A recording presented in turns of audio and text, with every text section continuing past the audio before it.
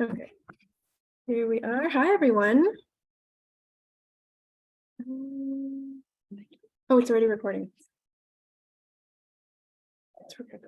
No, this is the wrong one. This is public health. This is the public Should be health one? education. Yeah.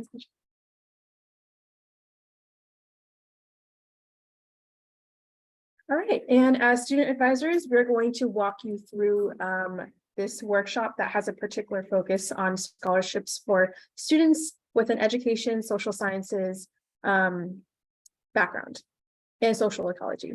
So without further ado, we are going to get started. Please, before we get started, make sure you check in with that QR.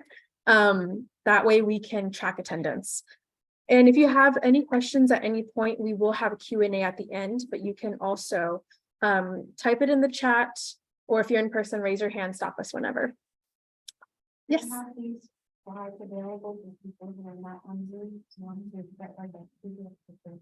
Yeah, so we're going to post recordings for every single workshop that we conduct on our website under the events page. Yeah, that's a great question. Hi, welcome. Are you here for the workshop? Okay, feel free to take those 2 flyers at the front and then check in with the QR. Okay, we're going to get started now. All right, so today this workshop is going to cover what SOP is. We're going to outline some key awards that you may want to apply for, and then we are going to give you the step-by-step instructions for how to get started right away. Okay, so who is SOP?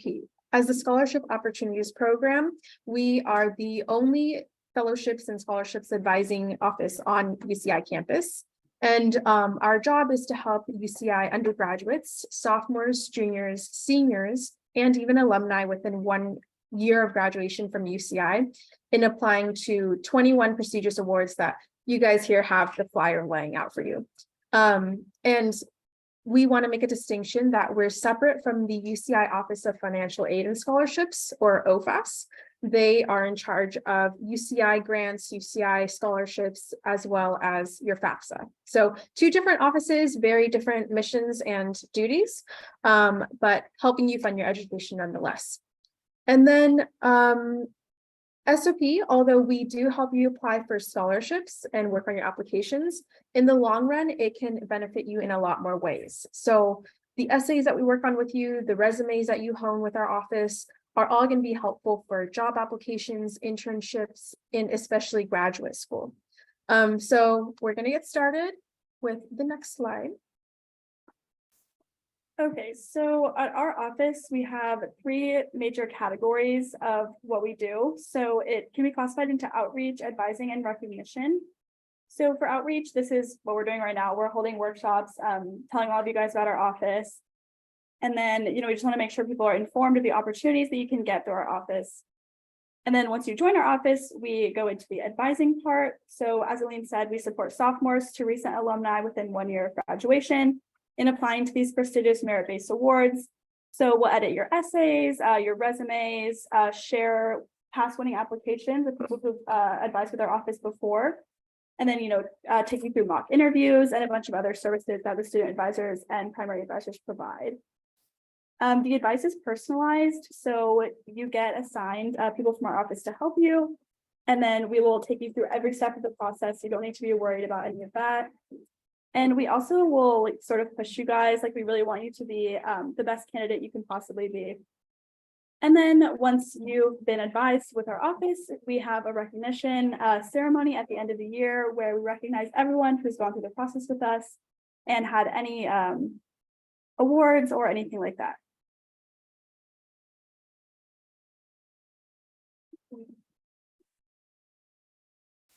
So the 21 awards that our office advises for are divided into 2 application cycles. On the left, we have the Explorers 11, and on the right is the Trailblazers 10. On this chart, the italicized awards are either require or strongly encourage campus endorsement. So you would have to go through our office to get endorsed by UCI as a whole. And then the awards that are in green are open to international students. So the Explorers 11, or the E11 advising, starts with pre-applications in October and November. So that's more of a fall quarter starting time. And then you work for about 3 to 4 months and you submit your applications to the external scholarships in winter quarter. That group also has all of our undergrad scholarships and then 2 internships for seniors who are graduating. Then our Trailblazers 10 starts in April, so spring quarter, for juniors, seniors, and recent grads to start submitting then. And then that cycle is where we have our abroad awards, including awards that can fund graduate study.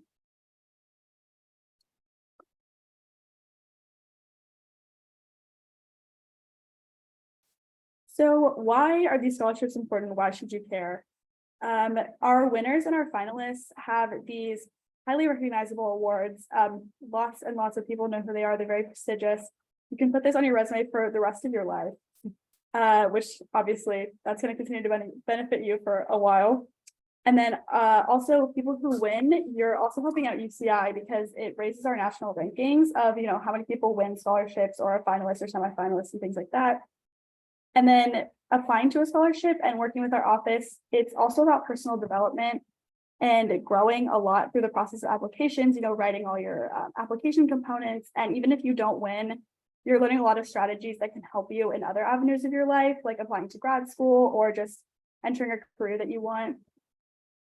As an example of, someone who didn't win, but still got something really great out of our program is someone who applied to the Fulbright for the UK. So he didn't win, but he formed a lot of faculty connections at his top choice grad school in the UK. And then he planned a grad research project through our application process. And then he was actually admitted to the program and he found external funding in the UK. All right, so speaking of examples, we are going to cover a few case studies of specific scholarships that you may be interested in, as well as past recipients and their profiles. So these scholarships are going to generally cover education, policy, law, and public service. The first one is the Harry S. Truman Scholarship, which is one of the most prestigious awards that we advise for.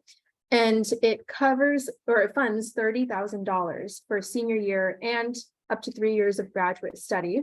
And they're looking for candidates who have a strong record of academic and leadership experiences. So not only is your GPA high, but you also have been involved in lots of leadership activities and have a resume to prove that. So it's for US citizens planning to go into government or nonprofit work with leadership roles. And it will not only fund graduate study, but law school is included if that is in your future plans.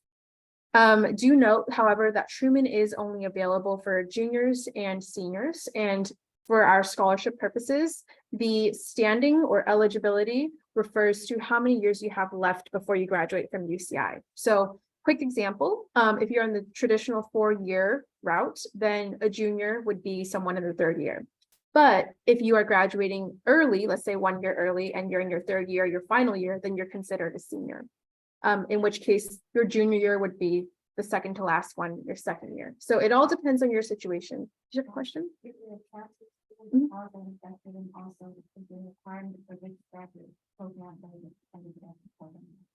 Good question. So her question was, if you're a transfer, does that affect it? It affects your nomination in a good way, because Truman specifically has a certain number of nomination slots for general UCI students and then transfer students, because they're trying to boost that population. As far as your standing, no, it does not affect your year. That still just relies on how many years you have left at UCI, regardless of whether you're a transfer student. And then as far as the requirement for certain particular graduate program, or does it not? So Truman, it does not matter which graduate program, but it has to fall under the ones they're looking for. So for example, it has to be within the US, it has to advance your passion for policy or public service, it could be law school. But for example,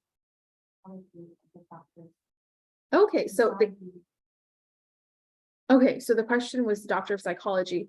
I think every scholarship has its different differences, but for Truman in particular, they're really looking for someone who is going to go into public service and policy.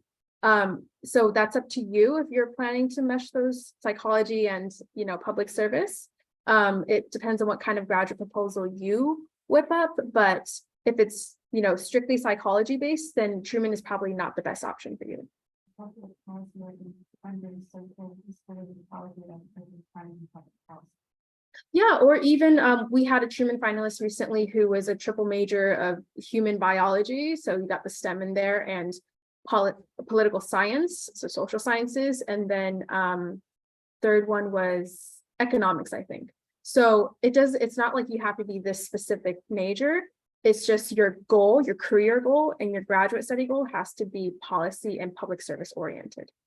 Yeah. Mhm. Great question. Okay, did you admit? Okay, thank you. Now, let's see. Move on to Capital Fellows. So Capital Fellows programs are nationally recognized public policy fellowships. So it's kind of similar to Truman, but a lot less competitive. That's not to say they aren't competitive, because they still are.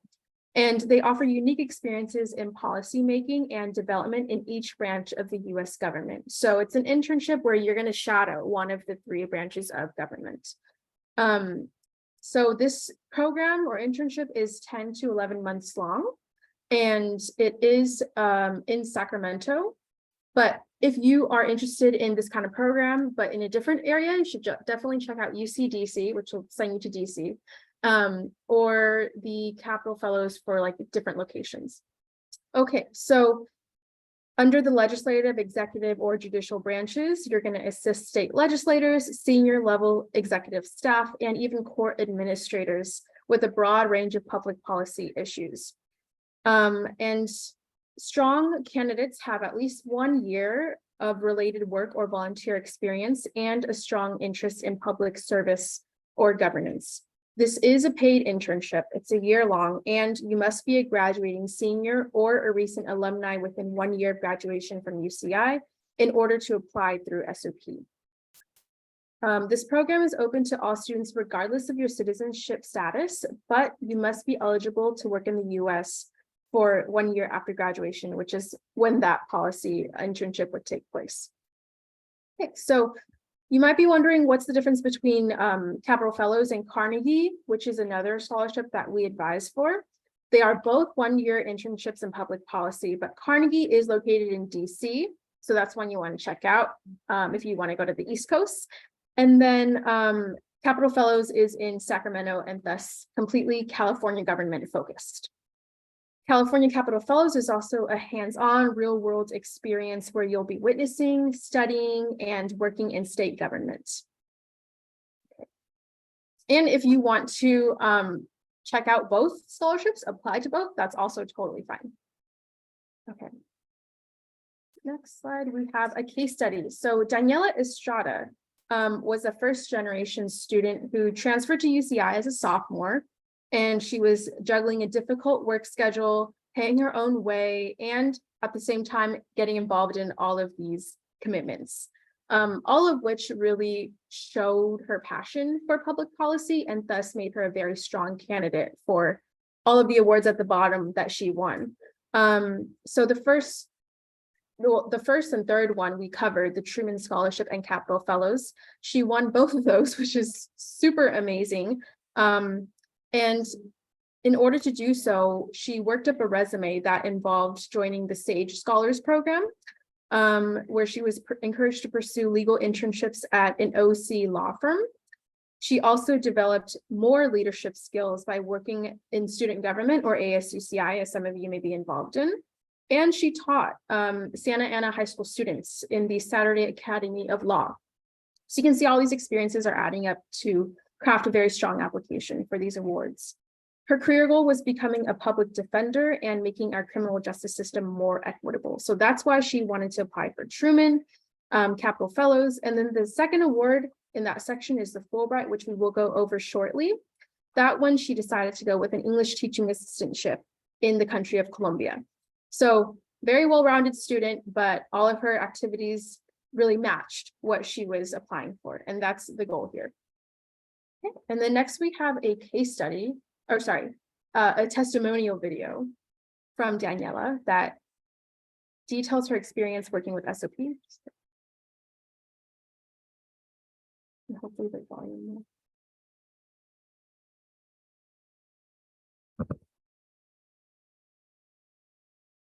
Hmm.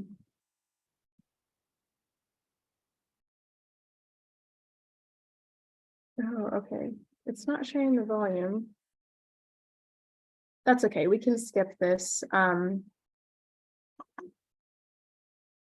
If you are interested in reading more about Daniela, though, you can always go onto our website and we have a section on SOP past recipients. That includes not only recipients, but also semifinalists and alternates. And they have each their own little photo and bio that you can read about. So sorry about that. Yeah. So we'll go ahead and move on to the next case study, who's very similar, but he majored in poli-sci and music performance. And at the bottom there, you can see he ended up winning the Truman and the Fulbright ETA, just like Daniela. But in addition to that, he went a separate route for Capital Fellows by being a Senate Fellow. And then he also won the British Marshall Scholarship. So reading this is actually kind of like really impressive every time that I read it every year. But Felipe was a double major again, and he also participated in SAGE. So that got him involved on campus, more informed about campus resources. And then he collaborated with SAGE to found a lead nonprofit organization called Mentoring, Empowering, and Nurturing Through Education, which helps low-income and minority youth enroll in college. And then as a junior, he won the Truman Scholarship to fund law school, but he didn't stop there because he decided to go through with a Fulbright English teaching assistantship for the year after graduating from UCI. And then after returning to the US from his Fulbright grant in Columbia, he worked as a Senate Fellow through the Capital Fellows Program, which is the one that we just talked about. Okay. And then finally, he became a British Marshall recipient, the first one for UCI in 18 years. And in the UK, he earned 2 master's degrees in education, policy, and international development at the University of Bristol, and evidence-based social intervention and policy evaluation at Oxford. And currently he is completing his law degree at Harvard, where he focuses on civil rights and volunteers as a student attorney in labor and immigration cases. And then his ultimate goal is to run for elected office. Okay, so next we'll talk about the Strauss. So Strauss is great if you're looking to make a difference in your community. Like now you're super ready. You're ready for a year-long service project that you can design that will benefit the community, UCI, locally, or even something abroad if you're into that. For an example, actually, the Arroyo Vista Garden was funded in part by Strauss Scholarship nominees. So you can collaborate with an organization that already exists if you want. Our competitive Strauss candidates usually have at least 1 year of previous leadership, and they have very well-conceived project ideas. They know exactly what they want to do, and they're ready to tell people about it and describe how they're going to get there. Our Strauss applicants come from all backgrounds and disciplines, so it doesn't necessarily matter if you think your major doesn't apply. It totally can if you have a project that you want funded for a variety of topics. But we do expect at least a year of leadership experience and your idea to be really well fleshed out, and for you to have the time and dedication to actually make it happen. Usually our applicants are sophomores or juniors with 1 to 2 years of undergrad left, and you can apply as a senior if you're taking a 5th year. International students can apply to this one, but you do still have to have 1 year of your undergrad left in order to actually complete your Strauss Scholarship project. This scholarship provides $15,000 of funding. Most of it goes to your community service project that you're designing, and then the rest can be used for your educational expenses. And you can also see a list of all the proposals they funded in the past on the Strauss website if you're interested in seeing what other people have done before.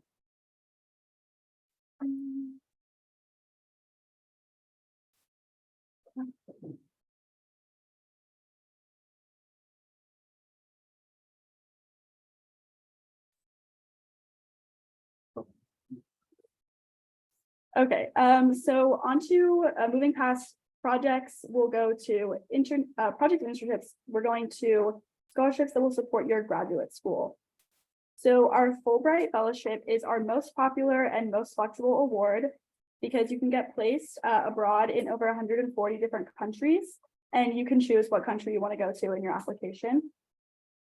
So the Fulbright was actually established by Congress post-World War II to try to promote international understanding, cultural exchanges between the US and other countries.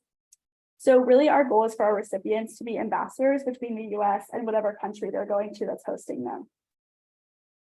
So Fulbright students can conduct independent research, complete a year of graduate study, make a creative project, or teach English to schools in the country that they're going to. So you have a lot of options. It's not necessarily super strict, which is a big reason why it's super popular, because there's more flexibility there.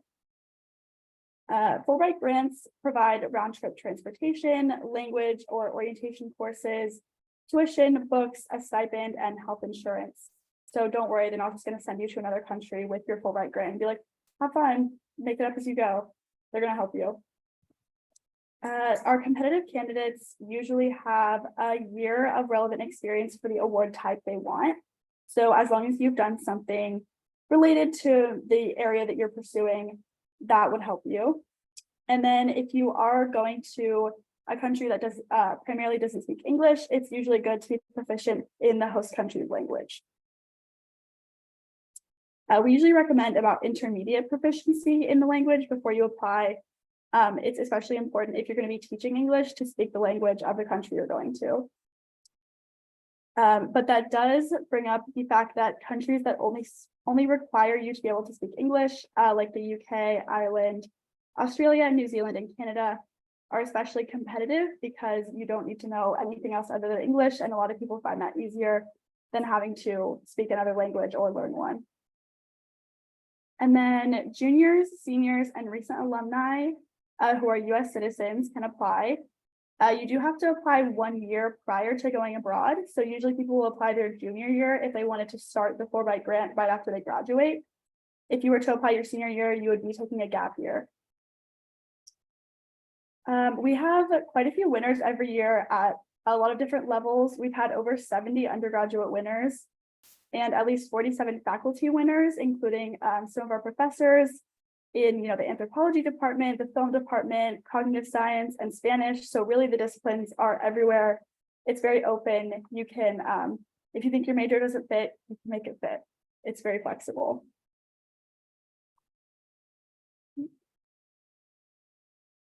Okay, so one of our Fulbright case studies is Vanessa Lee. She was a recipient her senior year, majoring in education sciences, minoring in Korean literature and culture, and specializing in English language learning. So while she was here at UCI, she was involved in the Ant Leader mentorship program, the Badminton Club's competitive sports team, the Language Literacy and Learning Lab, and also served as ASCCI's International Student Advocacy Officer. So a lot of varied involvements there. You can pursue involvements that you're passionate about. It doesn't have to be all in the name of getting a scholarship. Your passions can help you in applying to any of these scholarships that you're going for. And in her future as a Fulbright recipient, Vanessa is looking forward to pursuing a master's degree in Korean studies at a university in Seoul and hopes to work in higher education to inspire students through Korean culture and language.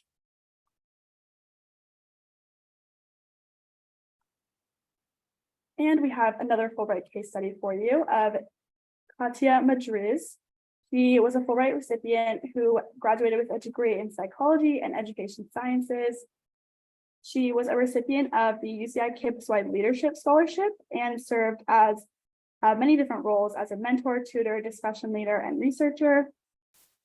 She was also the Peer Academic Advising Program Coordinator for Social Sciences. So she was overseeing 72 peer academic advisors. And these experiences all combined allowed her to have a lot of different experiences and explore a lot of different types and sectors of education, which helped her spark her interest in teaching and education policy. She is aspiring to be a high school Spanish teacher, eventually a principal, and she wants to create after-school programs to help students with all the various pursuits of their life, personal, academic, and professional. So this fall, actually, she was headed to Spain to be a Fulbright English teaching assistant. Okay, So our next scholarship recommendation is the Beinecke Award, which will cover $34,000 for graduate study in arts, humanities, and social sciences. So if you're a junior, well, actually, if you're a sophomore, definitely check this out because Beinecke falls under our Explorers 11 cycle, which happens in the fall and winter. So you would apply during the fall of your junior year, submit a pre-application in late October to our office. So we'll go over what a pre-app is and how you can get involved in that. But this is the only award that we advise for that requires extreme financial need. Everything else that we advise for is merit-based. Okay. Moving on to more graduate scholarships, but that are abroad. So these that you see on the screen are some of the most competitive and prestigious awards in the world, which is why we have an office dedicated to helping you apply to them. The Rhodes supports study at Oxford. Gates Cambridge funds study at Cambridge, obviously, and Marshall is funded by the British government and supports graduate study at any UK university. And then Mitchell is for Ireland and Shoresman is for Tsinghua University in China for the Global Affairs program. So that one is like very niche. You have to be going to that program in order to apply to this award. Now, the Mitchell Scholarship to go, sorry, over that. So these scholarships demand academic excellence, of course, but also significant achievements in leadership, research, business, or public service. And of course, your experiences should align with the graduate program that you are applying for. Most recipients planned extremely ambitious careers in public service or academia, so research. And former heads of state such as US President Bill Clinton, Canadian Prime Minister John Turner, and Australian Prime Minister Malcolm Turnbull have all won the Rhodes. So the Rhodes of all of our scholarships is one of the most prestigious, if not at the top. And because so, it does require more letters of recommendation than the average award. So specifically 5 to 8 letters, but most of our awards require 3. Okay, so we are going to move, quick note. So all of those graduate awards fall under the T10 cycle, which is spring and summer. Therefore, that pre-application will be due April 10th this year at noon. Okay. So our first case study is Malak. She recently won the Marshall Scholarship and she majored in public health policy as well as international studies. She received Latin honors, so she did both in both majors. And an honor society that we'll go over at the end of this presentation invited her to be one of their members, which is a very prestigious award to have or title to have on the UCI campus. She was also a peer academic advisor for her School of Social Sciences. So these are different ways that you all in social sciences can get involved in your department and build a stronger resume. She also completed the public health honors program. And then after she graduated, Malak served for a hunger fellowship in Seattle and Washington, D.C., which very closely aligned with the work she did at UCI as a CalFresh coordinator for the UCI Fresh Hub, which is called now the Basic Needs Hub at UCI. So a lot of her application revolved around that commitment where she helped students by addressing food insecurity on campus. And then as a Marshall Scholar, her goal is to pursue global health, nutrition policy, and chronic disease prevention through her master's program in the Health and International Development at the London School of Economics. Right. Okay. So those were graduate school or graduate scholarships abroad. Now we're going to focus on graduate scholarships within the US. The top 3 that we advise for are the Knight Hennessy, which is specifically for graduate study at Stanford University. So you're applying to Stanford while you're applying to Knight Hennessy. And if you get them both, that's great because now you're going to Stanford for free. And then the second one is the Paul and Daisy Soros, which is specifically for students whose parents, both parents, were born outside of the US as non-US citizens. Thus, it's called the New American Scholarship. You can be an immigrant yourself, but you must be a US citizen or permanent resident. And that is going to fund graduate study for anywhere in the United States. And then the last award is the NSF, which will fund research that is not clinical within the United States. So I'll go into a little bit more detail about these. The NSF, so US citizens and permanent residents are eligible to apply if they want to fund or if they want to study in US research graduate programs, including all the traditional scientific disciplines like STEM education, social sciences, psychology, and you'll get $46,000 for tuition and fees for up to 3 years of graduate study, as well as a living stipend and research-related travel or internship allowances. We're kind of going out of order, so jump into Knight Hennessy. Again, this is for Stanford, any graduate program within the university. When students ask me how do you apply for Stanford or what are they looking for, the one thing I like to call the Knight Hennessy scholar profile in a nutshell is like someone who's a big dreamer. So people who have had the most accomplished accolades on their resume, people who have big visions for the world and want to enact global change through a specific program at Stanford. So do note this scholarship, Knight Hennessy, is an international one, meaning that anyone in the world can apply, not just us here at UCI or in the US. So it makes it a little bit more competitive, but it is also a relatively new program. It's like 4 years old, which is why, the acceptances are still on the lower end because they're still building themselves. All right. And then again, Soros, to recap, is for any graduate program in the US, whatever your status, both parents have to have been born outside the US, and Soros will support up to 2 years of any graduate program. Okay, so that was a lot of information on different scholarships. And again, we didn't cover everything. All of the information for all 21 awards is on our website, so I highly encourage you to check that out when you can. But okay, before I move on, there is a question in the chat from Ashley. What would this apply for social ecology majors? I believe you were talking about Beinecke maybe, and I believe social ecology does fall under social sciences. But on our website, if you look under our scholarships tab, you can see an information page for every single scholarship, and then it'll direct you to like the eligibility. So it'll say Beinecke or whatever award you're talking about covers these fields, and you can ensure that your field falls under that.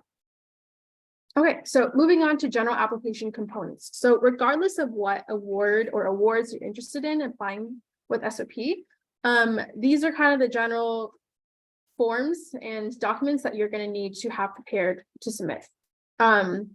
So our advising process is 2 to 6 months long, which is why we highly encourage you to take the time to research these awards and see if you really want to apply, so that we know that you're ready and willing. And so during this time period, you're going to be preparing all these application components with a primary advisor whom you're paired with for the entire scholarship application journey. And this primary advisor will be your coach for the entire process. They will be the ones working with you to write essays, for example. Well, you'll write drafts of your personal statements and statement of grant proposals, and then they'll give you feedback and then return it to you. And the cycle continues until you've had polished materials for every single application requirement. In addition to SE feedback, your primary advisors help you secure letters of recommendation from your professors, faculty members, mentors in like work or leadership activities, and they are also in communication with those recommenders. So we kind of guide you through every step of the way, all the way until the final submission at the end. So let's see. For letters of recommendation, we do have a few tips there. If relevant to your scholarship application, you may seek a letter from someone who is not faculty, but has supervised you in some kind of activity involving public service, your job, or other leadership positions. This is specific to every award. So some awards will require you to have all 3 academic references, right? Let's say you're applying to like a graduate school program through us. But some of them, like for Fulbright, English teaching assistantship, they might have you have a recommendation that is academic, like a professor, one that attests to your ability to work with students. So a lot of education majors do well in that aspect. And then one from like a leadership aspect. So it's different for every award, but generally you need 3 letters of recommendation. Okay. And then when asking for LORs, you want to provide your potential writers with your CV or resume, as well as any personal statements or essays you might have prepared, because that helps them make a more write a letter that's more tailored to your experiences and your strengths. Most of the faculty on campus have experience writing LORs, but the more specific information you give them, the stronger the letter will be. Okay, so we've explained to you sort of what our office is, the services we offer, explained to you some opportunities of scholarships that might fit your majors potentially, and given you some examples of students who have applied and won through our office. So you might now be wondering what you can do right now to actually get started and get involved. So it is a little bit scary to hear about all these people's accomplishments. I know that every time we present or we're reading their application materials, we're like, they're really impressive. But you guys are also really impressive. So don't be scared to start applying with our office. We'll get to the steps you can take right now. But all the people who won started as students like you. They're attending our workshop. They're taking our tips on what to do to become a strong candidate. Everything on this list are things you can do to improve your candidate profile to apply.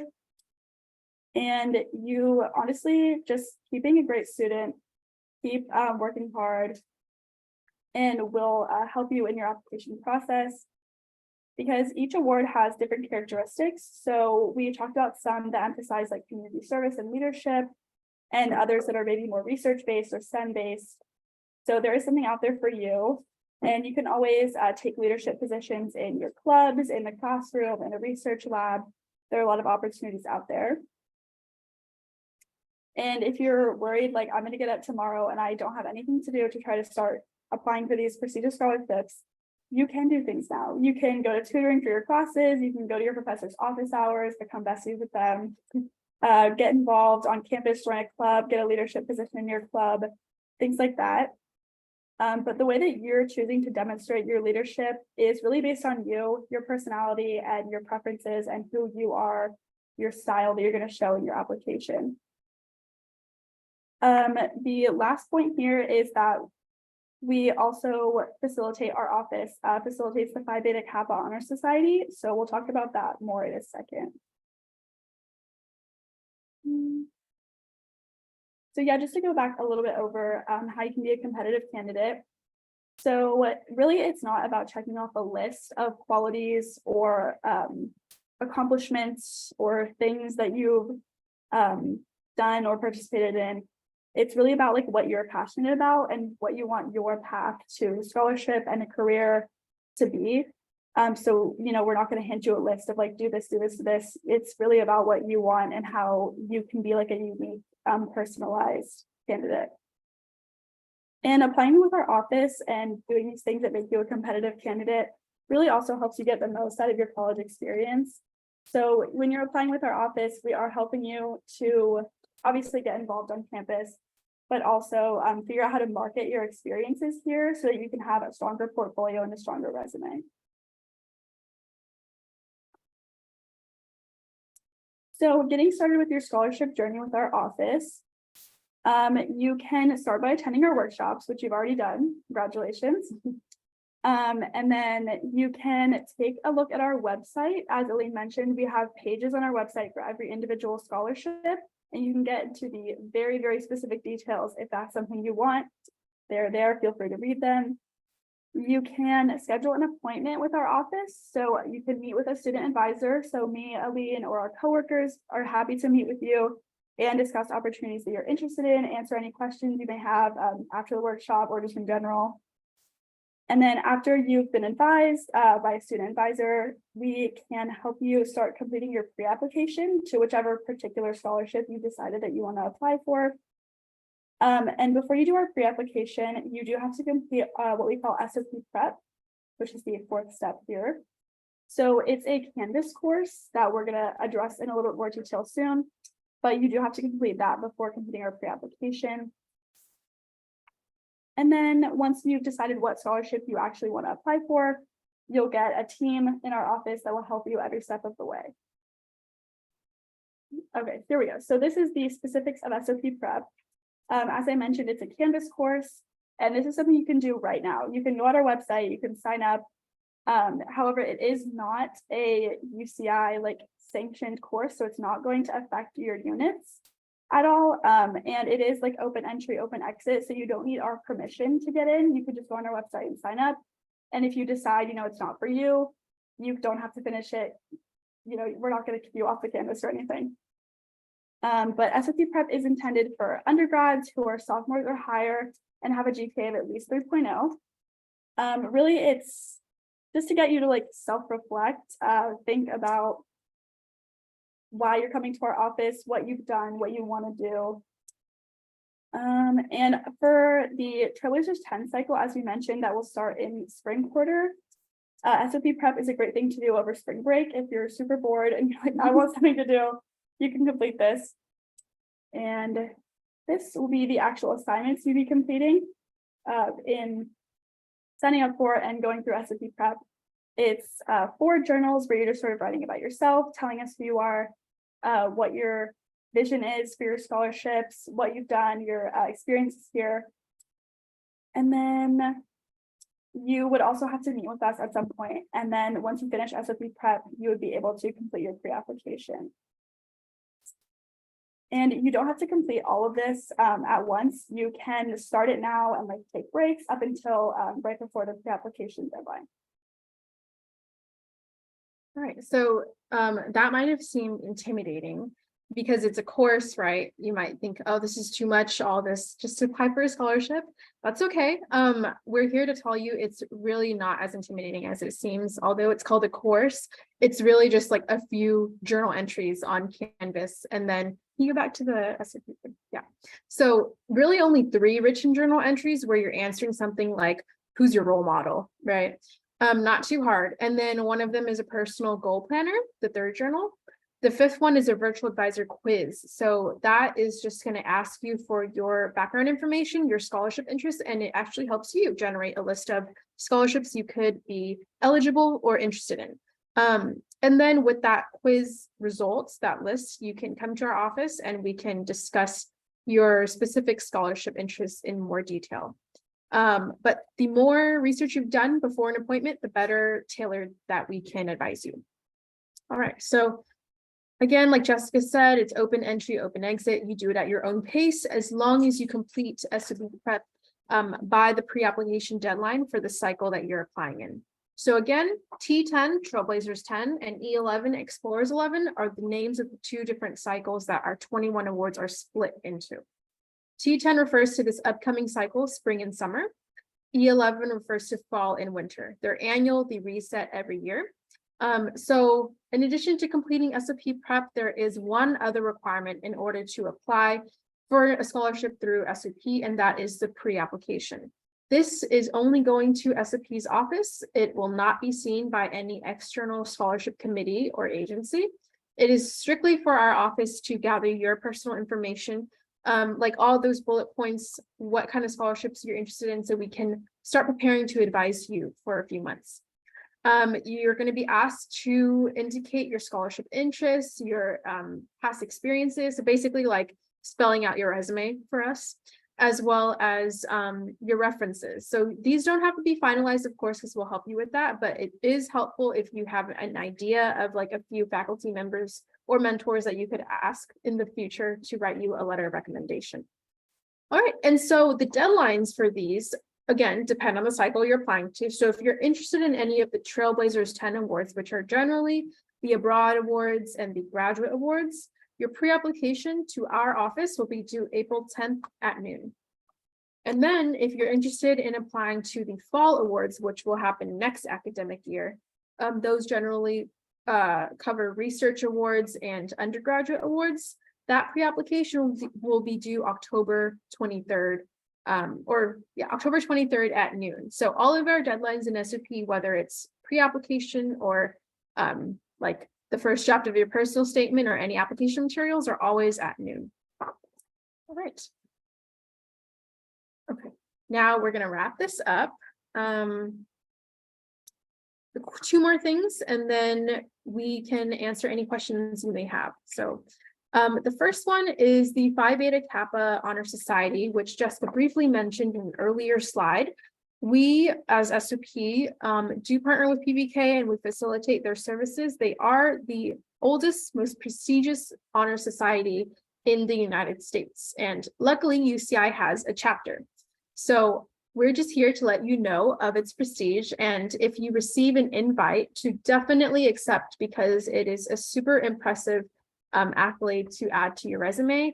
And it will definitely help you in applying to any scholarships or internships, jobs, or graduate school. So PBK, how it works is each department has a nomination committee, like a select number of faculty who have a cap on the number of students within their school or department that they can nominate for PBK. And then overall, the PBK invites the top 1% of juniors and the top 5% of seniors. So of course, they're looking for students who are very involved on campus, have a high GPA, have research experience, and are just well known in their department. Let's see. So you must be invited to join. We're here to let you know to accept that invite if you are.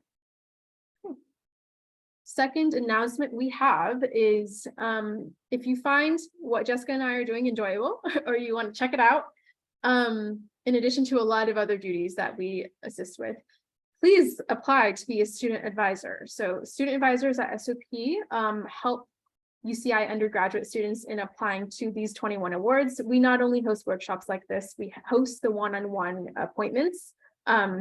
So you might schedule one with us one day and you'll see what our job entails. We do admin work. We, help media team revamp the website, keep that up to date. And we help the primary advisors with SE feedback and everything that goes into the application process. And then if you have some artistic talents, some media portfolio ready, then definitely apply to be a media intern. They assist with the website, with any of these graphics you're looking at, the Instagram account. Follow us at UCI Scholars. And they also are in charge of like any graphics that we need for any event. So student advisors for this cycle will begin in summer, and then media interns will begin this spring. And if you're interested, you can either take a photo of that link there, the bit.ly, or you can scan the QR at the end and it'll take you to our link tree, which you can also find in our Instagram bio. And all of this will have the applications. Okay, so this is our last slide. This is our contact information, our office email. So if you have any questions that you think of right after this, you can email us and we will get back to you. You can also check out our website, which is up there as well. Our website has how to enroll in SOP prep. You can look at all of our scholarships, and you can also find past recipients and read what they've done, read all about them, basically just more case studies if you're interested in that.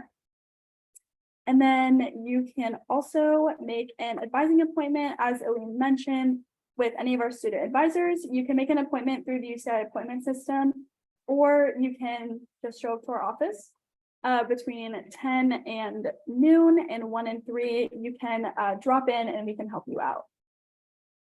And the appointments are available remotely or in person in our office right across the hall. All right, and that concludes our workshop. If you have any questions, does anyone have questions? Feel free to either send them in the chat or here in person. Drop in. Our office is open from 10 to noon, and then from 1 to 3. So basically 10 to 3, but we have a lunch break in between. We are the Scholarship Opportunities Program on this floor, which is the 5th floor of the Science Library. Once you exit the elevators, just turn right, and then you'll find the UROP office, and then next to UROP is SOP. Also, when it was intended to graduate, Or does that indicate that you, for example, when it says 26, if you're graduating before that, does it still apply to you, or does that mean you have to be graduating from that? It still applies to you. That's just the latest that you can graduate, but it depends on the award too. So for example, if an award is only for juniors and seniors, you can't apply as a sophomore yet. Similarly, if an award is only for sophomores, then you can't apply when you're in your last year at UCI. Yeah. So, and then again, so I was confused with my earlier question about if someone is a transfer student, Mhm. and so I'm here, it leads to some of them that have to be junior level status. Mhm. So then how do you determine what, are you a junior? You're a transfer student? Mhm. You're in your- Yeah. Yeah. So the question was, how does transfer status affect your standing at UCI? Like if you're a transfer, are you a junior? The answer is yes. Again, your year, like your standing, is determined based on how many years you have left at UCI, whether you transferred or not. So do you have 2 more For years? instance, at UCI, some people choose to take a 5th year. Mhm. yeah. So then. But either for person, whether or not they're transfer students, someone goes 5 years, how do you determine? that Yeah. They're junior and what their standing is? Yeah, so for example, if you are taking a 5th year, you have 5 years as an undergrad at UCI, your senior year is that 5th year, your junior year is your 4th year, your sophomore year is your 3rd year. So would you have to indicate on the application that you're intending to do a 5th Yes, year, that makes yes. you a junior level standing? Yeah, definitely. So if you're one of those students who's graduating early or taking more time, definitely indicate that on your pre-application so that we know if you're eligible or not for an award. And then you said that it's required to take both the SOP prep of the Canvas course and do the pre-application in order to get the advice. Yes. Also note that on our website, or on this flyer, if you're in person, if there's an asterisk next to it, that means that UCI endorsement is required. So that means you have to go through SOP in order to apply. Otherwise, you could technically apply on your own, but of course, we recommend receiving all the services that our office provides. Any other questions? All right, if not, feel free to email us, book an appointment. But thank you for coming, and please scan that QR to check in so we can track attendance. Thank you. I'm gonna stop the recording.